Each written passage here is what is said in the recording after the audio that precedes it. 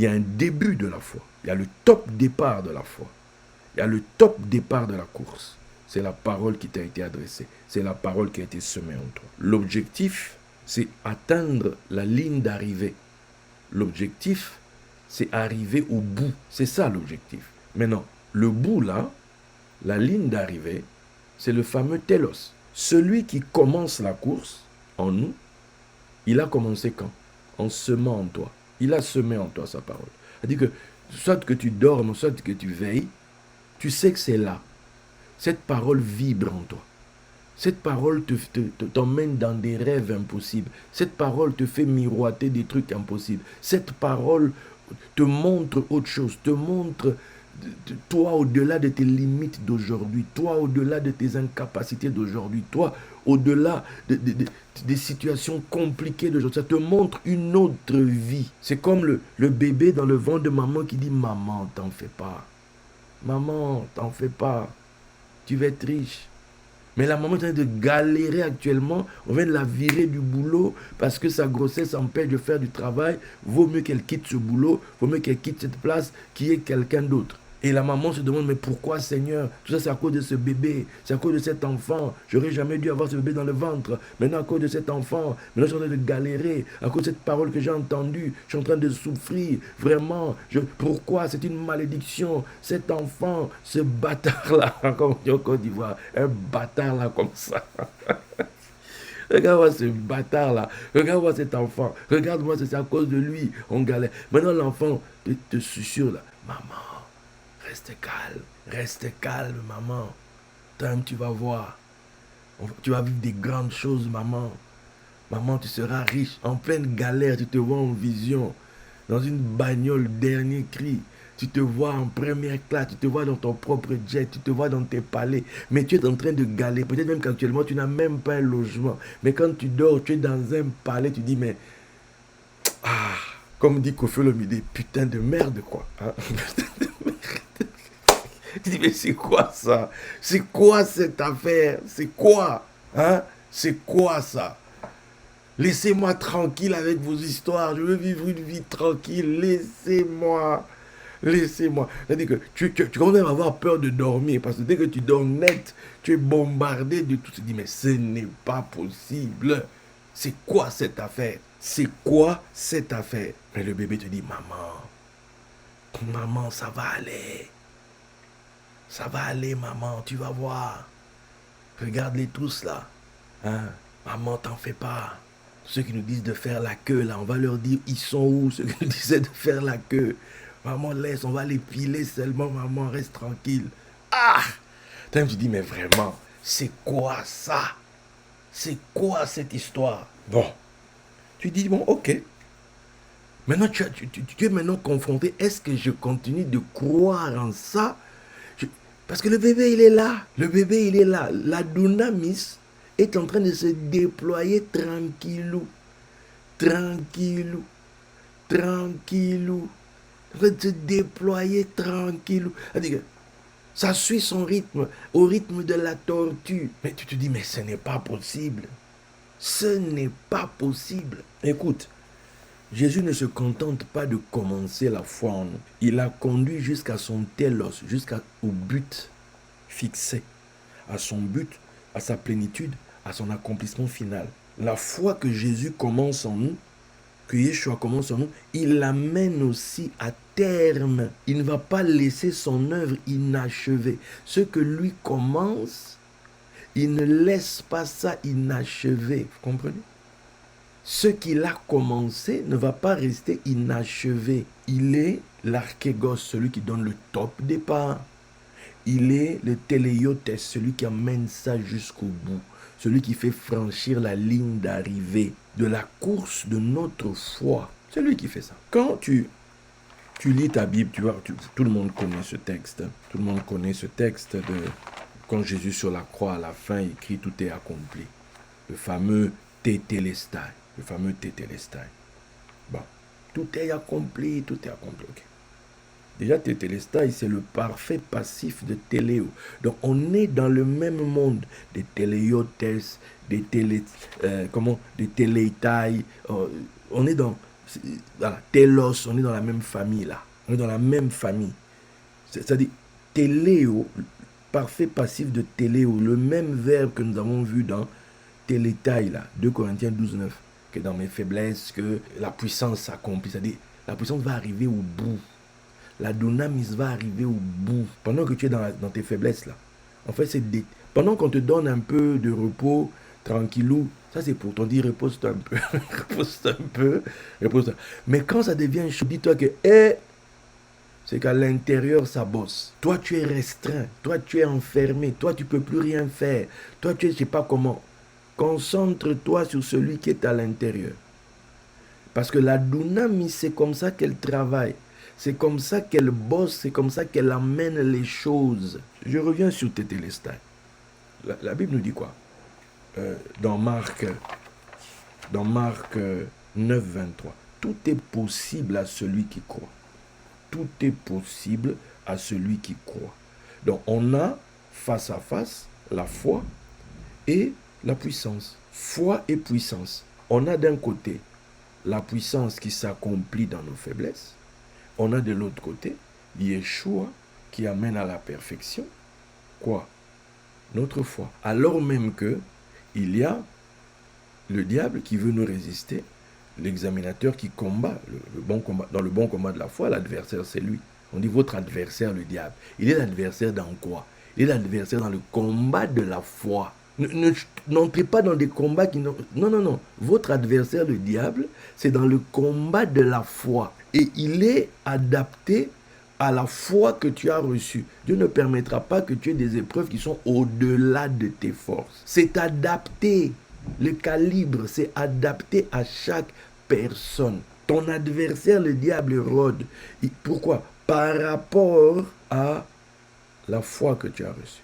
Maintenant, toi, tu dois savoir que ce potentiel-là de la promesse est en train de se développer en toi. Il y a un travail qui se fait. Mais maintenant, son développement se fait mieux quand toi tu es faible. Or, notre nature humaine, on ne supporte pas de manquer. On ne supporte pas de ne pas avoir. On est insécure. On est dans une insécurité totale quand on n'en a pas. Quand on ne sait pas demain sera fait de quoi. C'est-à-dire que c'est difficile. Or, tu es obligé de passer par ces moments-là pour que le grain se développe. Ouais, le grain là, il faut qu'il meure pour qu'il porte beaucoup de fruits. S'il ne meurt pas, il reste tout seul. Le potentiel ne sera jamais libéré. Donc, il faut que des états de faiblesse artificiels soient créés en faveur du déploiement de la dunamis qui est enfermée là-dedans. Quelqu'un m'a-t-il compris? Donc c'est artificiel, tu serais même la personne la plus gentille au monde, c'est pas lié à ta gentillesse, c'est lié à la semence que tu as reçue. C'est lié à la semence que tu as reçue. Alors l'accusateur viendra te dire c'est parce que tu es mauvais. Viendra te culpabiliser, viendra dire tout et n'importe quoi sur toi. Pour que toi maintenant tu te dises que c'est toi qui es mauvais, que tu as toujours été mauvais. D'ailleurs, depuis même avant le commencement du monde, tu étais mauvais. Déjà, tu disais, mais Dieu ne m'envoie pas dans le monde, je suis un mauvais. Tous les anges me disent que je suis un mauvais. Ma mauvaiseté n'a pas commencé là, c'est depuis. Voilà. Voilà quelqu'un qui se fait bombarder le cerveau et qui ne comprend pas ce qui se passe. Tout ça, c'est pour que tu avortes la semence, que tu rejettes la semence, que la semence soit rendue infructueuse, qu'elle ne produise pas. Tout ça pour empêcher le déploiement de la dunamis. Or, toi, tu dois recevoir cette semence avec douceur. Tu dois reconnaître. C'est ça qu'on dit comprendre. Quand quelqu'un a compris. Oh, c'est donc comme ça que ça se passe. Ok. Il y a des temps forts, il y a des temps moins forts. Il y a des temps avec, il y a des temps sans. Les jours où c'est sans, te dis, la dunamis va se déployer dans quelle direction là? Quel est le déploiement qui est en cours actuellement? Qu'est-ce qu'il est en train de faire? C'est comme ça qu'il faut réfléchir. Mais pas automatiquement plonger dans la culpabilité. C'est là que l'accusateur triomphe de toi. Alors que tu es la personne qui a reçu cette semence. Tu es la personne en qui Dieu a déposé sa semence. Son sperme est en toi. Attends, il aurait pu... Pourquoi il vient mettre son sperme dans un truc qui est sans valeur? Non, tu as de la valeur. C'est pour ça que son sperme est en toi. C'est pour ça que son sang souffle, sa sainte parole est tombée en toi. Pour que toi, tu t'y attaches et que tu suives son déploiement, que tu suives dans quelle direction il va, que tu suives, on dit selon les instructions qu'elle te donne. Ce n'est pas tes instructions extérieures qui comptent, c'est ce qui est à l'intérieur. Désormais, c'est celui qui est à l'intérieur qui a pris le contrôle. Ce n'est pas toi, c'est plus toi. En tant que maman, tu veux dormir, tu es enceinte, tu ne peux pas dormir sur ton ventre. Même si avant tu aimais dormir sur le ventre. Tu ne peux plus dormir sur le ventre. Bébé a pris le contrôle. Surtout que si là, le ventre a commencé à gonfler, tu ne peux plus. Tout change. Dans le couple, tout change. Parce que bébé est là. Son déploiement t'oblige à changer. Maintenant, tu dois maintenant comprendre que celui qui a commencé cette œuvre-là veille dessus. Je répète, celui qui a commencé cette œuvre veille sur cette œuvre. Il est l'archégos de ta foi et il en est le téléiotes. Il est celui qui la commence, il est celui qui va l'amener à la fin, qui va te faire franchir la ligne d'arrivée. C'est ça son job. Il faut accepter que ce job-là se fasse. L'œuvre de votre foi, dit la Bible. Ce qui fait notre valeur, c'est ça. Notre raison d'être sur terre, c'est ça en fait. Quelqu'un peut avoir des grands diplômes, peut avoir fait des grandes études, tout ce que tu veux. C'est bien, c'est très bien, il faut de tout. Hein. Mais il y a de ceux que Dieu a mis à part pour vivre une œuvre différente. C'est-à-dire ceux qui reçoivent la semence de Dieu en eux. Cette semence qui renferme des potentiels divins. Regarde, on te dit l'agneau qui a été immolé est digne de recevoir la puissance. C'est-à-dire dunamis. Il est digne de recevoir le dunamis, là, l'agneau. Il va recevoir ce potentiel divin en lui. D'autres textes vont te prendre le mot Isus par exemple, ou Kratos, ou d'autres en endroit énergéa. C'est-à-dire, il reçoit ça. Il ne va pas être un être dépourvu de puissance. Non, il a un potentiel divin, puisque la dunamis traite avec la nature divine, le pouvoir miraculeux de Dieu. Mais ce pouvoir miraculeux de Dieu répond quand les besoins sont là. Il se manifeste quand il y a besoin. Quand les gens, Dr. Cyrullo disait que les miracles arrivent when somebody cares, quand quelqu'un a besoin. C'est quand les miracles se font. Mais quand personne n'a besoin, pourquoi tu veux qu'il y ait des miracles? Pourquoi tu veux qu'il y ait des miracles? Les miracles ont lieu parce que quelqu'un a besoin. C'est là que la dunamis va se répandre, va être déployée. C'est là. La personne en qui on a déposé la semence a donc en lui le potentiel de puissance.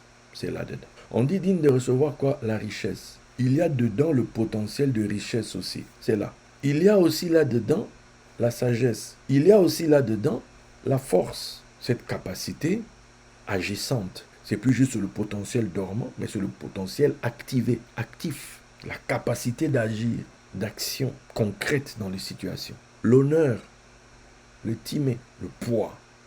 Tu vois, l'honneur et la gloire, ça marche ensemble. Le kavod, ça c'est la gloire. L'honneur, les deux là. Le statut, tu es reconnu par en haut, tu es reconnu sur terre. C'est-à-dire, tout ça est dedans. Les bénédictions, louanges, renommées. Tout le monde va parler, tout est dedans. Ce sont ces 7 choses que tout humain, quelque part, l'âme humaine recherche. Donc on te dit que ton âme sera sauvée, tu recevras en échange de ta foi, tu vas recevoir quoi? L'honneur, la gloire et la louange. Ce sont ces principes-là. Je vais dans Pierre, afin que l'épreuve de votre foi, 1 Pierre 1,7, plus précieuse que l'or périssable, qui cependant est éprouvé par le feu. Vous connaissez le prix de l'or actuellement sur le marché. Mais l'or là doit passer par le feu pour que sa valeur soit reconnue. Et c'est l'or passé par le feu là qui a ce prix-là que vous voyez sur le marché. Maintenant, on te dit que l'épreuve de ta foi, de cette chose-ci là, qui est tombée en toi, a plus de valeur que l'or. Est-ce que tu te rends compte de ça? Est-ce que tu te rends compte de ça? L'épreuve de ta foi, donc quand ça va passer par le feu, ça va avoir pour résultat la louange, la gloire et l'honneur lorsque Jésus-Christ va apparaître. C'est-à-dire, cette semence en toi, c'est Christ en toi, c'est Christ en toi. Et ce Christ en toi veut apparaître avec ses 7 cornes, avec ces 7 rayonnements, ces 7 puissances que je viens de citer ici. Ces 7 capacités, c'est dans la même semence, là, dans la même semence. Le problème, c'est qu'aujourd'hui, dans les communautés, les différentes églises, on ne prêche plus ça. On n'accompagne plus les gens sur le chemin de l'épreuve de leur foi. Ce message-là n'est pas intéressant. Ça ne garde pas les gens de ce que nous pensons, nous croyons. Nous avons plutôt des messages de Dieu va te délivrer, Dieu va te faire ceci, reçois ton miracle, blablabla. Bla, bla, bla, bla. Mais tout ça là, c'est la gloire de qui? C'est la gloire de celui qui bâtit son empire. C'est la gloire de celui qui bâtit. Vous montrez que moi je peux faire pour vous. Mais en réalité, disons les choses bien, en réalité, tant qu'on te traite comme ça, on te traite comme un enfant. Donc tu es un enfant sous la couverture de quelqu'un. Tu es un enfant dans la maison de ta mère. Je ne parle même pas de chez ton père, non, parce que là c'est la maman qui ne veut pas que l'enfant souffre. Or, c'est l'épreuve de ta foi qui donne de la valeur à ta foi. Est-ce que vous comprenez? C'est l'épreuve de ta foi qui donne la valeur à ta foi, je te répète. Tant que tu n'as pas toi-même reçu une semence, tant que tu n'as pas reçu une semence, bon, je peux comprendre, tu as besoin qu'on te couvre, tu as besoin de quelqu'un, tu as besoin, ok. Mais à un moment donné, toi-même là, tu as reçu quoi? Toi-même là, quelle parole t'a été adressée à toi? Quel est le sperme de Dieu qui a touché ton âme, qui t'a fécondé? Quel est ce sperme? C'est là où on fait la différence entre un disciple et puis les fans, les supporters, les fan clubs, les followers, des stars religieuses. Mais ceux qui sont réellement dans le cheminement savent que tant qu'ils n'ont pas reçu la semence, ça n'a pas réellement commencé. Et quand ils ont reçu la semence, ils doivent la recevoir avec douceur. Parce que tout le potentiel est là-dedans. Tous les combats que tu vas avoir, c'est à cause de la semence qui est en toi. Toutes les épreuves qui sont devant toi, c'est à cause de la semence qui est en toi. Ce n'est pas à cause de toi, c'est à cause de la semence. Parce que la semence a besoin de ça pour se déployer. Elle a besoin de tous ces moments-là d'inconfort pour se déployer. C'est comme ça que la dunamis se déploie. Quand toi, tu es silencieux. Quand toi, attends, quand on dit la résurrection des morts, est-ce que le mort même aide pour ressusciter? C'est pas lui qui se ressuscite. Quelqu'un comprend? C'est l'esprit qui va te ressusciter, c'est pas toi. Tu sais même pas ce qui va se passer, tu sais pas. Quand Lazare entend, Lazare sort. Donc Lazare entendait, mais Lazare ne pouvait pas sortir. Il fallait que quelqu'un le fasse sortir. Tant que Christ en toi n'est pas formé, tu auras toujours besoin des autres à l'extérieur. Tu auras toujours besoin d'autrui. Tu auras toujours besoin que quelqu'un, s'il te plaît, aide-moi, etc., etc. Mais la semence là qui est en toi, elle transporte tout.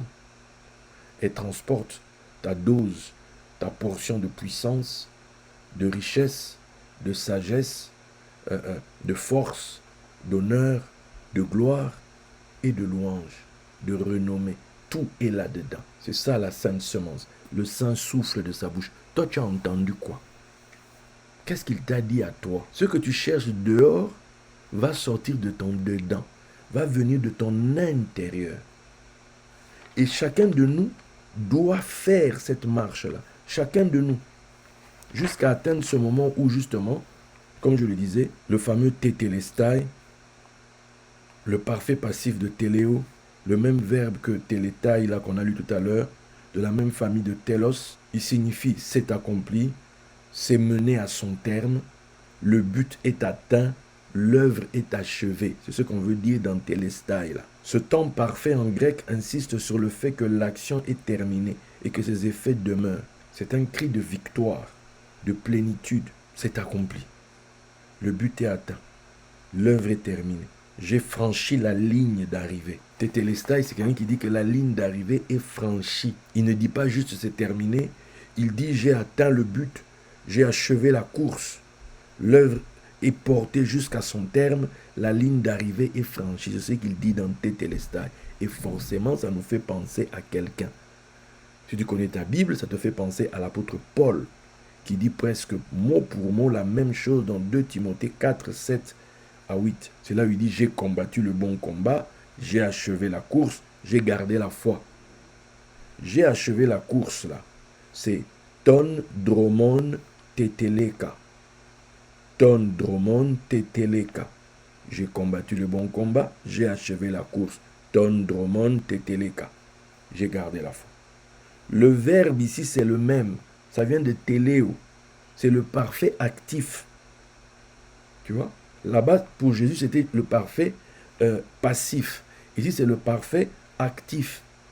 J'ai mené à son terme, j'ai franchi la ligne d'arrivée de la course, il a fait. Paul, à la fin de sa vie, dit tétéleka. Là où Jésus dit tétélestai.